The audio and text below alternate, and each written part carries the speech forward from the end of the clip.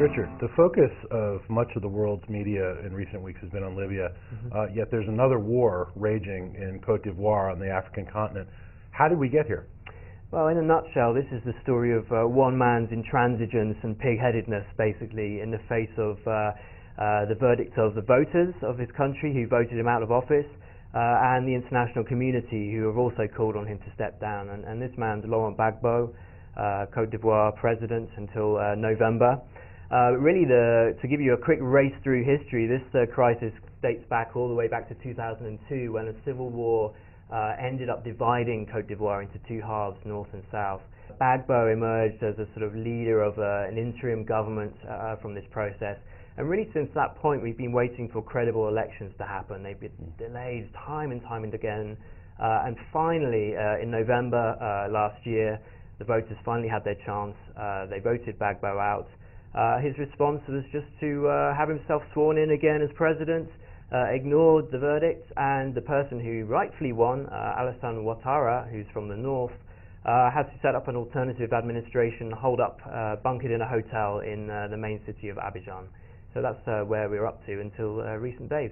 Well, what's the latest? Where are we now? Well, events have moved pretty rapidly in the past week or so. Essentially, forces loyal to Ouattara, the rightful winner of the election, lost their patience with this drawn-out crisis and decided to resort to arms. And they swept incredibly quickly through most of the country, meeting little resistance on the way, until they reached Abidjan, the main city of Cote d'Ivoire and the main stronghold of Gbagbo as well. In recent days, you've seen some very heavy fighting there.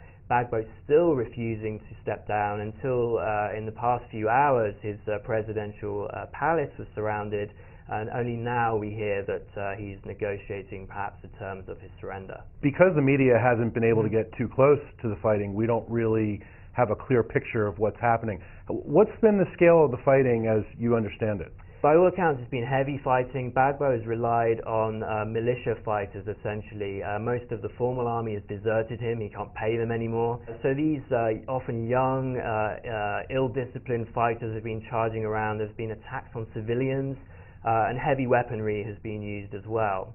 So we're still getting an emerging picture of the situation there, but it's clear that civilians have been caught up in this fighting.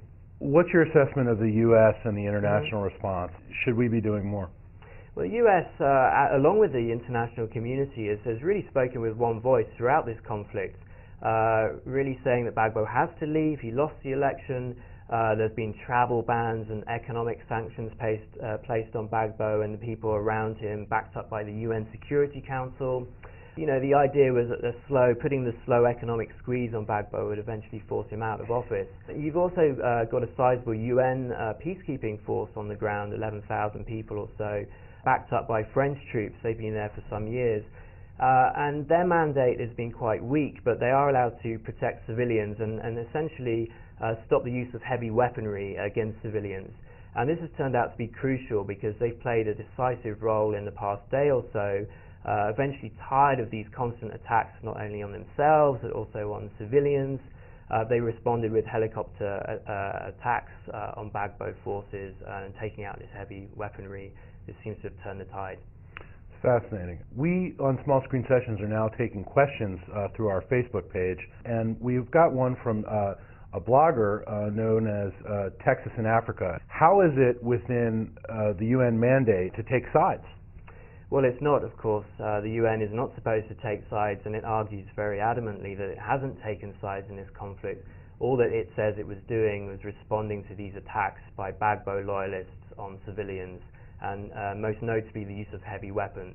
But it's controversial what they've done, and the Russians, for example, are among those who are asking for clarification on what's been going on.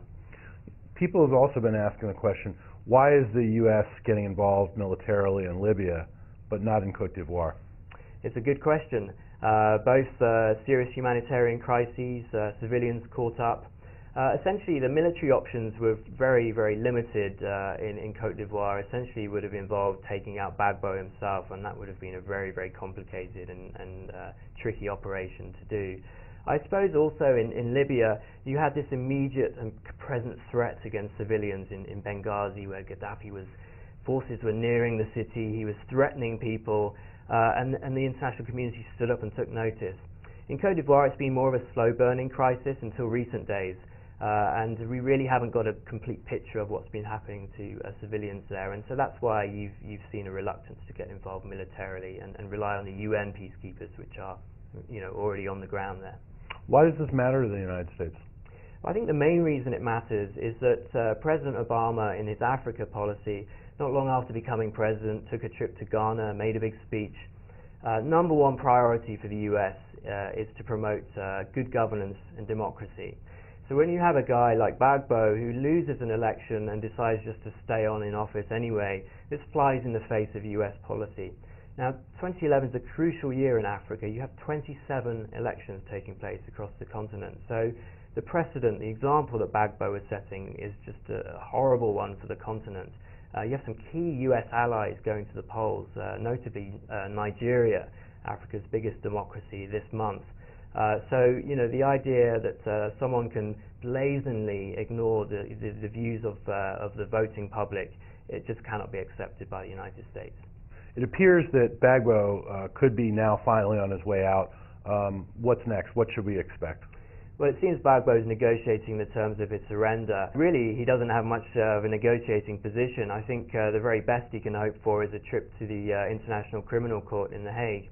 As for Ouattara, president-elect, he's going to face a really difficult time uniting a country that's been divided for so long. He's going to have to show a lot of restraint and really act as a statesman in the coming weeks and months. Richard Downey, thank you for your time. You're welcome.